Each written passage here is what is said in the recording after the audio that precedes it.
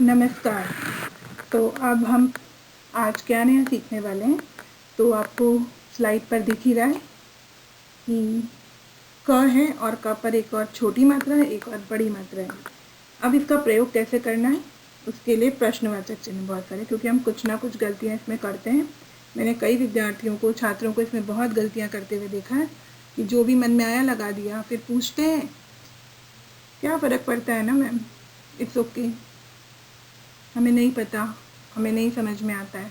तो मुझे लगता है ये गलती मैंने हर कक्षा के स्तर पर देखी, 5वीं, 6वीं, 7वीं, 8वीं, 9वीं, 10वीं, सब में। लेकिन जब हम हिंदी में वाक्य लिख रहे हैं तो हमें ध्यान होना चाहिए कि हम मात्राओं का सही से प्रयोग करें। ये आवश्यक है, किसी भी भाषा का अगर हम प्रयोग करते हैं तो हम ठीक तरीके से करें।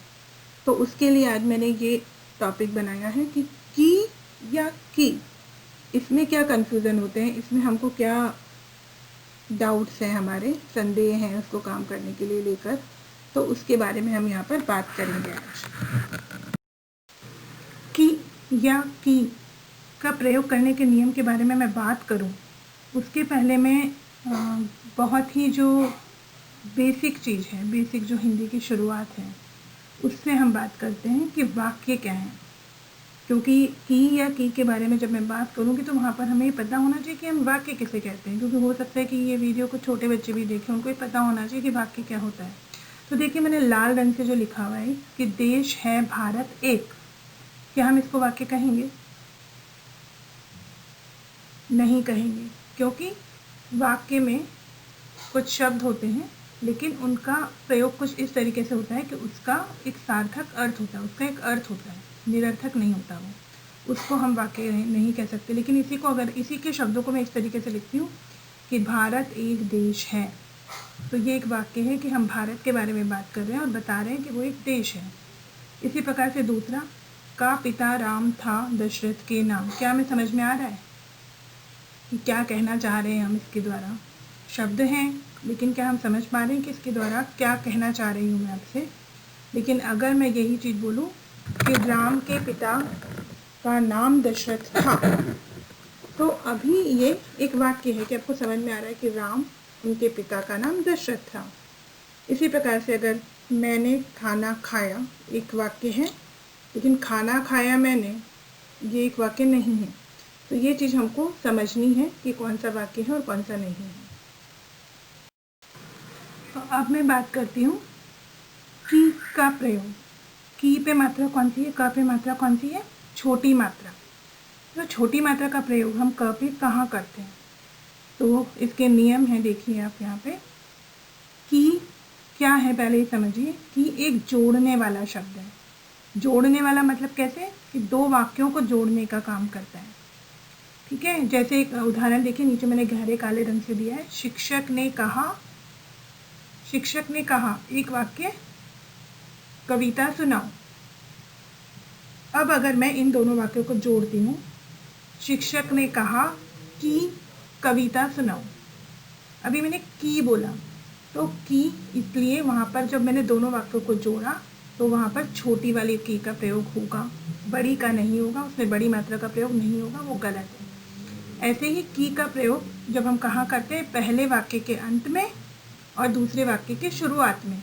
वही उदाहरण फिर से देखिए, शिक्षक ने कहा, ये पहला वाक्य, पहले कौन सी क्रिया हो रही है, पहले कौन सा काम हो रहा है, वो हमने पहले लिया, और दूसरा उसके अंत, दूसरा उसके बाद में। तो जो पहला वाक्य जहाँ ख़त्म हुआ वहाँ पर हमने पहले की, उसके बाद में की लिख दिया, और वो देखिए कि दूसरे वाक्य के पहले आ रहा है, कविता सुनाओ के पहले छोटा की आ रहा है। तीसरा नियम एक ये भी है कि की का प्रयोग या का अर्थ बताने के लिए भी होता है। जैसे कभी कभी अगर आप किसी को कोई विकल्प देते हैं, एक ऑप्शन देते हैं कि आप ये करेंगे कि ये, वहाँ पर जैसे आप सेब खाएंगे कि आम, आप एक चॉइस पूछ रहे हैं किसी से, तो आप अगर विकल्प दे रहे हैं, वहाँ पर अगर आप की का प्रयोग कर रहे हैं तो वो छोटी की होगी, बड़ी की नहीं होगी। की का प्रयोग, बड़ी की का प्रयोग, एक संज्ञा का दूसरी संज्ञा के साथ संबंध बताने के लिए। अभी संज्ञा किसी व्यक्ति, वस्तु, स्थान का नाम, हम किसी भी वस्तु, स्थान या व्यक्ति का नाम का संबंध अगर किसी दूसरे व्यक्ति, वस्तु या स्थान के साथ बता रहे हैं तो वहाँ पर बड़ी की का प्रयोग होता है। जैसे उदाहरण देखिए, ताले की चाबी खो गई। ताला एक वस्तु है, चाबी दूसरी वस्तु है। हम इनका आपस में संबंध बता रहे हैं कि चाबी किसकी है, ताले की। तो ताले से क्या संबंधित है, चाबी। तो ताले की चाबी खो गई, तो हम ताले का चाबी के साथ संबंध बता रहे हैं। इसी प्रकार से दूसरा उदाहरण है, उसकी किताब मेज पर रखी है। उसकी, अब ये जो की है ये बड़ी मात्रा वाला है। उस मतलब है हम किसी व्यक्ति की बात कर रहे हैं, और उसकी किताब, किताब क्या है, वस्तु। तो एक व्यक्ति का हम एक वस्तु के साथ संबंध बता रहे हैं, यहाँ पर बड़ी की का प्रयोग होता है। तो अभी हमने पढ़ा छोटी की के प्रयोग के बारे में और बड़ी की के प्रयोग के बारे में, ठीक है। दोनों नियम क्या हैं, दोनों के प्रयोग करने के नियम क्या क्या हैं, तो वापस से दोनों के नियम आपके सामने हैं स्लाइड के अंदर। तो क के ऊपर जो छोटी मात्रा है हम उसको वहाँ पर कह रहे हैं छोटी की। उसके प्रयोग के लिए दो वाक्यों को जोड़ना होता है, तो हम प्रयोग करते हैं। और किस प्रकार से करते हैं, पहले वाक्य के अंत में और दूसरे वाक्य की शुरुआत में, ठीक है।